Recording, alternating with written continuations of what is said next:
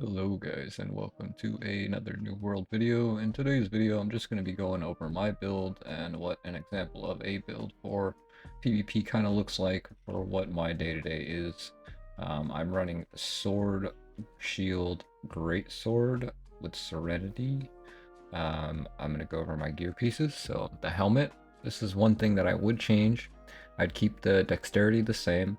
I'd change refreshing to enchanted ward, and I would change grit ward to maybe freedom if I could get it. That would probably be my bis, but this is just a really good high gear score helmet. Then we of course got featherweight as our chest piece. It's gonna help with a lot of the armor that we're missing, being running in light. This will make up for a lot of that. And then we got, so we're running light, medium, medium, medium. This should be medium as well, but I have a light pair of boots with shrieking heels, so I grabbed that. But this medium right here, shrieking heels, refreshing evasion, health. Refreshing evasion is pretty good. I'd rather it be, enchanted ward, but it's fine. Then we have the pants with slash ward. I put a moonstone in there just because the new buff, getting rid of bleed duration, is also huge. And then we have our supplicant shoes, which also have shrieking heels. Again, this should be mediums, but they are light just to, give us that 1, 2, 3, 4 pieces of shrieking heels. We're missing one here. That's totally fine. Then we have our shield, which has enchanted, shield aggression, refreshing, and fortifying shield rush. This is great. Our sword has the opposites because they cannot stack. So we have keen, vicious, empowering, leaping strike. That is a huge sword perk. It's really good in PvP. But as you can see, none of these have the same exact perk because they work together. Then we have our Serenity. I'm still working on killing the open world people. I just got this drop literally last night. It took me forever. All the way to track 69 on the reward track. So I literally got cucked for a hot minute. But we have it now, and we forgive everybody because we love this thing. It is huge with the charged graded sword attacks. It is massive damage constantly. I actually run the Primal Fury Heart Rune. It's really, really strong. Great stagger. There's a combo you can do with it where you activate it, staggers them full charge auto, staggers again, and then when you land, instantly deactivate it to get for a third stagger, and it does quite a bit of damage. And then we have Ankh, which again, I took forever for this to drop for me as well. It dropped at 67, which is right behind Serenity. Thank God I had the saved up essence for it to back, but I finally got that. Then we have a Champion's Ring, which I'm not sure if I want to swap this one out for my leeching ring here with the Azoth crystal ring, because this is also a great ring, really great effects. I just have a hard time putting another magnify piece on my armor. It's just really gonna kind of mess with a lot of things, so I'm kind of avoiding it, but that's that. And then we have life loop. Life loop is great. It's really easy. You can craft it from the kiln over here. Super useful, super great earring. Sweet. And let's go over the stats. So you can see 106 strength, 300 dex, 152 con. We won the 152 here because we are going to eat some banana parfait, which gives us 48 con, which will bring us up to the 200 con. And that'll give us a huge increase to physical and elemental armor, which on top of our featherweight is going to really be great for us.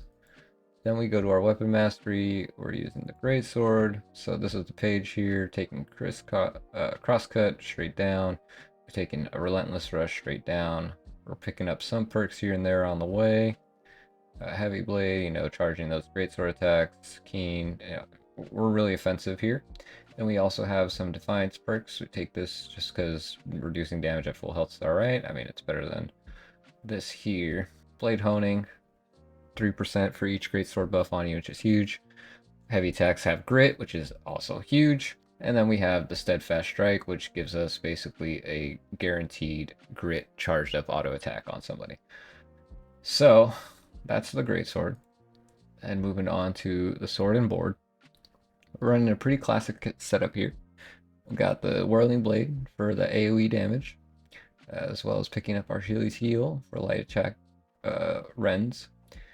Then we got precision, opportunist, confidence, as well as critical precision for that haste. Then we're taking leaping strike with our empowering leaping strike, which is always great. And we're taking leadership for that extra 10% damage while we have our sword out. And we got shield rush, which is a great stun. Sets up a lot of things for the sword. You can run a shield rush into a whirling blade, and then by the time they get out of that, you use the leaping strike because they'll probably panic roll, and you just hit that real quick, super easy. And we take additional little armor perks here and there, helps us out, stamina and health regen, all that good stuff. So that's the build. If you guys have any questions or suggestions, please let me know. Super fun. It's a little bit squishy. You gotta really pick your fights, know when to go in, when to get out. 3v3s is really fun for this. It's one of my favorite game modes from this patch. But with the new PvP XP patch coming in, the 3v3 arenas will be probably worse to do than to just run faction missions. So we shall see if Amazon goes through with that. Um, with the gems, though, the only reason I have fire resist on these two is because of my PvE set, and last week's mutation was fire, so these two had fire on them. I would run at least one more of these Moonstone Pristines and trade one of these out for an emerald, maybe another emerald, and then 2 onyxes down here, just to fully flesh out the build. I mean, you can keep these two as fire gems just to help deal with mages. It might be a fire staff users. It might really help, but I don't personally think fire staff users you really need the fire gems. You kind of just need thrust resistance against them, because if they're running blunderbuss, then it's a big issue. All right, guys. I'll see you in the next video. Thanks for watching.